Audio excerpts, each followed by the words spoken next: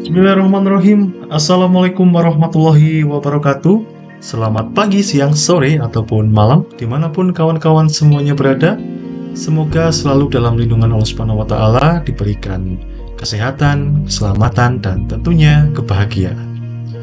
Nah, teman-teman, ini adalah video materi terkait dengan sumber hukum ketenagakerjaan ya, pada edisi Ramadan, di mana ini merupakan pertemuan keempat dari perkuliahan hukum ketenagakerjaan.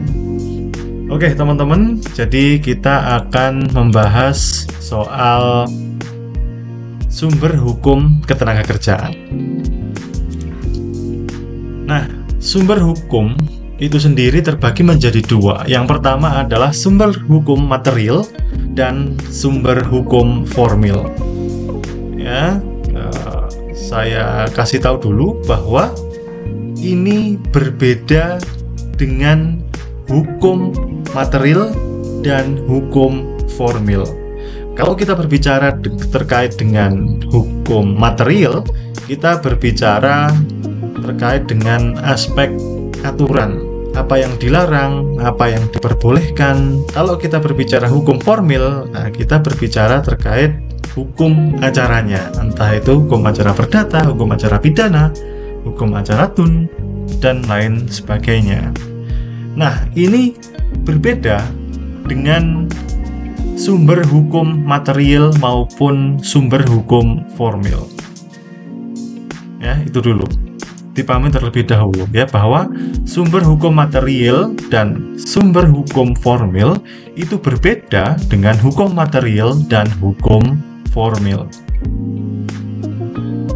Oke, kalau sudah bisa memahami, maka akan saya lanjutkan ke slide yang ketiga.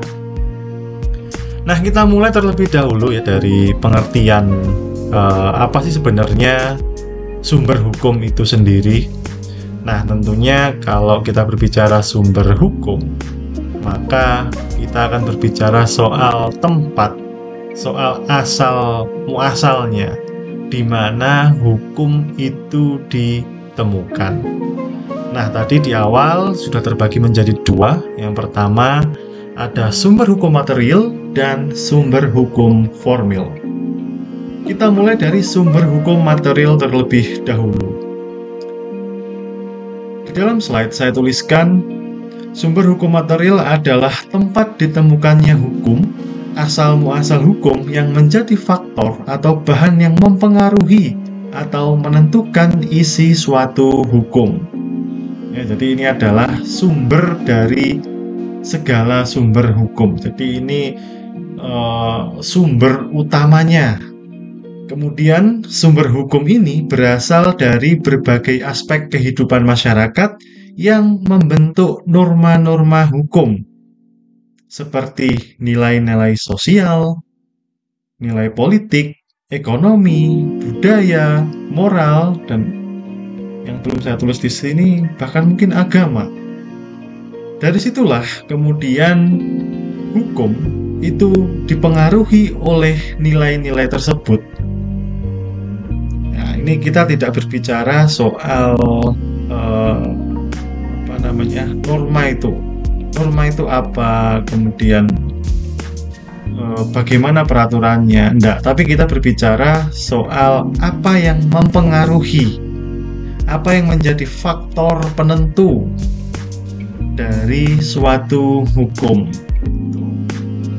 Misalkan kalau kita mengambil sumber hukum material ya, maka kita bisa mengatakan bahwa sumber hukum material kita adalah berasal dari 5 dasar yang kita sebut sebagai Pancasila.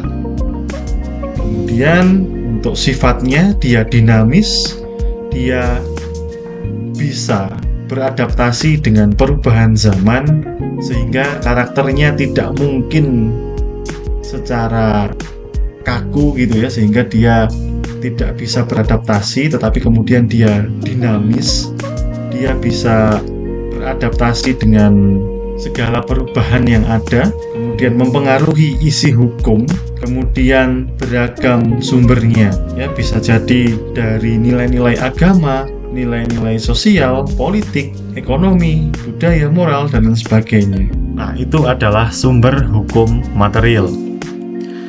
Lalu kita lanjutkan dengan sumber hukum formil.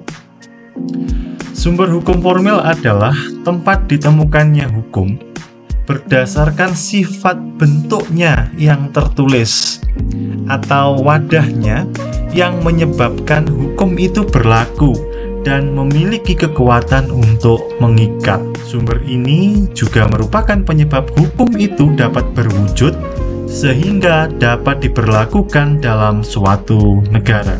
Nah, dari sini kita mengetahui bahwa sumber hukum formil itu ini sudah masuk ke dalam bagaimana hukum itu terbentuk, lewat perantara apa hukum itu terbentuk. Hukum itu terbentuk dari lembaga-lembaga yang formal, seperti misal undang-undang itu kemudian dibuat oleh DPR karena kewenangannya ada pada DPR. Pembahasannya dilakukan antara DPR dan Presiden selaku eksekutif. Kemudian pengesahan, sebelumnya setelah pembahasan, persetujuan tetap dilakukan oleh kedua belah pihak antara DPR dan Presiden. Kemudian yang mengesahkan itu adalah Presiden melalui tanda tangannya. Kemudian kalau peraturan pemerintah itu yang membuat adalah eksekutif melalui Presiden. Kemudian ada juga Perpu, peraturan pemerintah pengganti undang-undang. Meskipun itu dibuat oleh pemerintah, namun kalau itu menjadi Perpu, maka itu harus dipertanggungjawabkan di parlemen. Kemudian kita berbicara soal sifat. Sifatnya dia tertulis. Tertulis itu dalam artian dia secara literally tidak serta-merta tertulis. Tapi memang karena untuk menjamin kepastian hukum, maka bentuknya harus tertulis dan jelas dibuat oleh lembaga yang berwenang atau lembaga formal negara sesuai dengan kewenangannya masing-masing. Nah, kalau kita melihat sumber hukum formil itu di dalam pasal 7 Undang-Undang Nomor 12 Tahun 2011 tentang pembentukan peraturan perundang-undangan, di mana hierarki yang pertama yang tertinggi itu adalah Undang-Undang Dasar Negara Republik Indonesia tahun 1945, kemudian ada pula TAP MPR, kemudian undang-undang atau peraturan pemerintah pengganti undang-undang, kemudian peraturan pemerintah atau PP, peraturan presiden, perda, perda provinsi, ataupun perda kota atau kabupaten. Nah, oke teman-teman, jadi jangan lupa untuk like dan subscribe channel saya supaya saya juga tambah semangat untuk membuat video-video materi selanjutnya. Nah, kemudian kita masuk ke dalam dasar hukum ketenaga kerjaan. Ada beberapa di situ, ada 9 item yang saya tulis, yang meskipun ada banyak. Tentu yang pertama adalah Undang-Undang Nomor 13 Tahun 2003 tentang ketenaga kerjaan. Mengatur hubungan kerja, hak dan kewajiban pekerja serta pengusaha, termasuk ketentuan tentang perjanjian kerja, waktu kerja, upah, dan pemutusan hubungan kerja. Nah, nanti akan saya buatkan video tersendiri setelah video ini terkait dengan review dari Undang-Undang Ketenaga Kerjaan. Kemudian yang selanjutnya adalah Undang-Undang Nomor 11 Tahun 2020 tentang Cipta Kerja. Kemudian Undang-Undang Nomor 6 Tahun 2023 tentang penetapan peraturan pemerintah pengganti Undang-Undang Nomor 2 Tahun 2022 tentang Cipta Kerja menjadi undang-undang.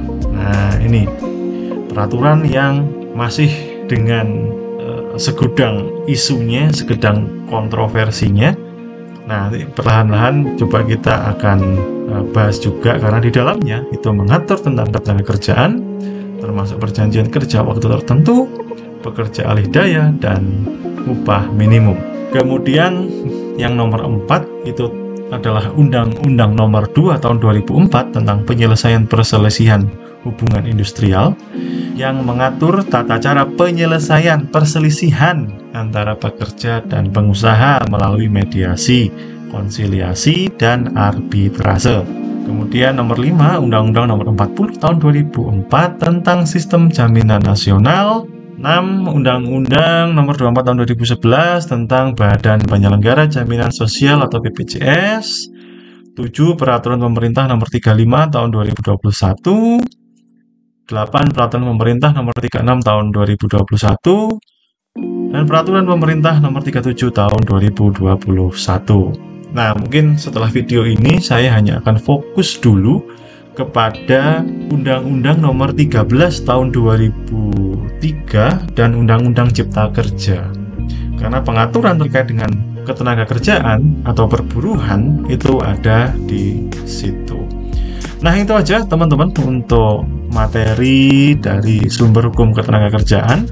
Jika ada pertanyaan, silahkan dituliskan di kolom komentar di bawah.